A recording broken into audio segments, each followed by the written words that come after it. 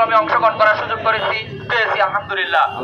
সম্মানিত উপস্থিতি, বাংলাদেশ জামাত ইসলামী একটি নৈতিক সংগঠন, একটি ইসলামী আন্দোলনের নাম নয়, শুধু বাংলাদেশের মানুষের মুক্তির একটি প্রিয় কাফেলার নাম হচ্ছে বাংলাদেশ জামাত ইসলামী। বাংলাদেশ জামাত ইসলামী স্বাধীনতার পূর্বে 1947 সালে প্রতিষ্ঠা হওয়ার পর থেকে হাঁটি হাঁটি পা পা করে স্বাধীনতার পূর্বে এবং স্বাধীনতার পরবর্তীতে বাংলাদেশের প্রত্যেকটি পাড়া মহল্লায়, প্রত্যেকটি গ্রামে গঞ্জে, প্রত্যেকটি আনাচে কানাচে আমরা আমাদের দাওয়াতি কাজ চালিয়ে যাচ্ছি। বাংলাদেশে এই পর্যন্ত যতগুলো নির্বাচন হয়েছে, সকল নির্বাচনে বাংলাদেশ জামাত ইসলামী অংশগ্রহণ করে এই দেশের মানুষের প্রতিনিধিত্ব স্বরূপ সংসদে অংশীদারে হওয়ার সুযোগ পেয়েছে। কিন্তু দুর্ভাগ্যজনক হলেও সত্য, আমরা গত 53টা বছর বাংলাদেশে একের পর এক ব্যক্তি বদল হয়েছে, ক্ষমতা বদল হয়েছে, কিন্তু স্বাধীনতার সময় দ্বারা এই দেশকে শোষণমুক্ত করার জন্য, এই দেশের মানুষের অধিকারের জন্য জীবন দিয়ে বাংলাদেশকে স্বাধীন করেছে, কিন্তু তারা কেউই বাংলাদেশের মানুষের প্রকৃত স্বাধীনতা ভোগ করার সুযোগ করে দিতে পারেনি। বাংলাদেশ জামাত ইসলামী এমন একটি সংগঠন যারা চায় বাংলাদেশের মানুষের প্রত্যেকের মৌলিক যে অধিকারগুলো আছে সেগুলা সমাজে প্রতিষ্ঠিত হোক। এই দেশের প্রত্যেকটা মানুষ তার মনের কথাগুলো, আবেগ ঘন কথাগুলো, নিজের মতগুলাকে স্বাধীনভাবে প্রকাশ করার যে পরিবেশ, সেই পরিবেশ প্রতিষ্ঠিত হোক, সেই জন্য কাজ করে যাচ্ছে। বাংলাদেশের কিছু মানুষ মনে করেন নামী মুসলমান, কিন্তু বলে ইসলামী কোনো রাজনীতি নেই। যদি ইসলামের রাজনীতি না থাকতো তাহলে বদরের যুদ্ধের কোনো প্রয়োজন ছিল না। যদি ইসলামে কোনো রাজনীতি না থাকতো তাহলে মুক্কা বিজয়ের কোনো প্রয়োজন ছিল না। যদি ইসলামে কোনো রাজনীতি না থাকতো তাহলে আল্লাহ রাসূল সাল্লাল্লাহু আলাইহি সাল্লামের নেতৃত্বে যে মক্কা ইসলামী রাষ্ট্র কায়েম হয়েছিল সেই রাষ্ট্রের কোনো প্রয়োজন ছিল না। রাজনীতি মানে হচ্ছে সমাজের জন্য, মানুষের জন্য, দেশের জন্য কাজ করার যে নীতি, সেই নীতি। আর ইসলাম হচ্ছে সবচেয়ে বড় রাজনীতি, আমরা সেই রাজনীতি করি। অতএব আমাদেরকে যারাই ইসলামের সাথে রাজনীতির কোনো সম্পর্ক নাই, যারা এই ঘোষণা দেয়, এই বক্তব্য দেয়, আমরা মনে করি তারা হচ্ছে ইসলামের চরম দুশমন। তাই আমরা উদাত্ত আহ্বান জানাই সেই সকল নামধারী মুসলমানদেরকে, যারা ইসলামের রাজনীতি বলতে কিছু নাই, তাদেরকে ইসলামকে সঠিকভাবে জানার জন্য এবং আল্লাহর একজন প্রকৃত মুসলিম বান্দা হিসেবে নিজেকে পরিচয় দেওয়ার জন্য আমরা উদাত্ত আহ্বান জানাই। বাংলাদেশ জামাত ইসলামী আজকে সারা দেশে প্রত্যেকটি পাড়ায়, প্রত্যেকটি মহল্লায়, প্রত্যেকটি গ্রামে, প্রত্যেকটি হাটে, প্রত্যেকটি চা দোকানে, প্রত্যেকটি পরিবারের নিকট বাংলাদেশ জামাত ইসলামীর আদর্শের দাওয়াত পৌঁছে দিচ্ছে। আমাদের আদর্শ হচ্ছে একমাত্র লা ইলাহা ইল্লাল্লাহ মুহাম্মদুর রাসূলুল্লাহ সাল্লাল্লাহু আলাইহি সাল্লাম। আল্লাহ এক, আল্লাহ তাআলা আর কোনো শরীক নেই। হযরত মুহাম্মদ সাল্লাল্লাহু আলাইহি সাল্লাম আল্লাহর প্রেরিত রাসূল এবং বান্দা।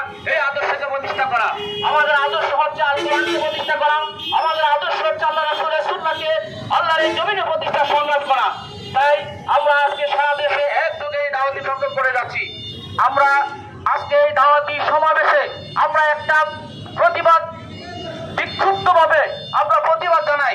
গত কয়েকদিন আগে খুলনাতে আমরা দাওয়াতি কাজ করতে যাওয়ার কারণে সেখানে কিছু দুষ্কৃতিকারী, এই দেশের শত্রু যারা, এই দেশকে যারা বাংলাদেশকে একটি ভারতের তাবেদার রাষ্ট্র পরিণত করতে চায়, এই ধরনের আচরণ যারা নিজেদের মধ্যে আলিঙ্গন করে, তারা আমাদের দাওয়াতিকে যে বাধা দিয়ে আমাদের কয়েকজন ভাইকে আহত করেছে, আমরা তীব্র নিন্দা জানাই। আমরা পাশাপাশি আহ্বান জানাই, আমাদের এই দাওয়াতি কাজের যদি আর কোনো বাধা দেওয়া হয়, আমরা এখন বিবৃতি দিয়েছি, সামনের দিকে আমরা এই বাধা প্রতিহত করার জন্য আমাদের সংগঠনের সিদ্ধান্ত নিয়ে আমরা জামাত ইসলামী কারোর সাথে ঝগড়ায় লিপ্ত হওয়া পছন্দ করে না। কিন্তু মনে রাখবেন, আমরা কোনো দুর্বল নই। আমরা বাংলাদেশকে যারা গত 16 বছর একটি ফ্যাসিস্ট রাষ্ট্র পরিণত করেছিল, যারা গত 16 বছর বাংলাদেশকে একটি ভারতের গৌরব রাজ্যে পরিণত করার চেষ্টা করেছিল, তাদের উৎখাতের, অংশগ্রহণের ভূমিকা আমরা গুরুত্বপূর্ণ ভূমিকা পালন করেছি। এই বাংলাদেশ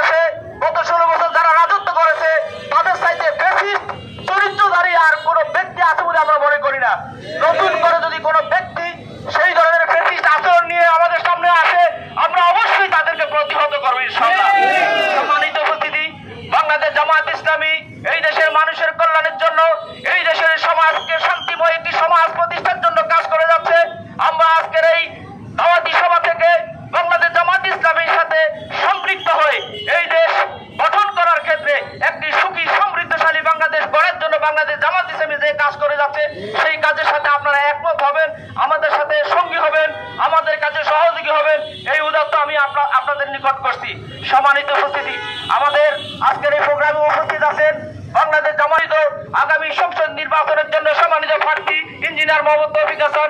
আমরা আজকের এই দাওয়াতি সভার মাধ্যমে এই দাওয়াতি সভা থেকেও আমরা আপনাদের নিকটে আহ্বান জানাই আগামী দিনের কেরানীগঞ্জ গড়ার জন্য, আগামী দিনের একটি আধুনিক কেরানীগঞ্জ, সন্ত্রাস মুক্ত কেরানীগঞ্জ, দুর্নীতি মুক্ত কেরানীগঞ্জ, সাদাবাজ মুক্ত কেরানীগঞ্জ, রাজধানী মুক্ত কেরানীগঞ্জ এবং একটি স্থিতিশীল কেরানীগঞ্জ গড়ার জন্য আমাদের দলের পক্ষ থেকে যে ভাইকে সিলেক্ট করে দিয়েছেন, নির্ধারিত করে দিয়েছেন, আগামী দিনে সেই ভাইয়ের পক্ষে আপনারা ভোট দেবেন, আমরা সেই আহ্বান করি। সম্মানিত উপস্থিতি, সর্বশেষ আমরা আপনাদেরকে বিনীত অনুরোধ করব, বাংলাদেশ জামাত ইসলামী এই দেশের মানুষের কল্যাণের জন্য একটি সংগঠন। এই সংগঠনকে তার স্বাভাবিক কার্যক্রম পরিচালনা করার ক্ষেত্রে আপনারা সহযোগিতা করবেন এবং আমাদের সাথে সম্পৃক্ত হয়ে এই দেশ গঠনে, ফ্যাসিবাদ মুক্ত বাংলাদেশ গঠনে, বৈষম্যহীন মুক্ত বাংলাদেশ গঠনে, স্বাধীনতার পূর্ণ স্বাদ উপভোগ করার মতো একটি বাংলাদেশ গঠনে সহযোগিতা করবেন, এই প্রত্যাশা কামনা করে আমি আমার কথা এখানে শেষ করছি। আসসালামু আলাইকুম ওয়া রাহমাতুল্লাহ।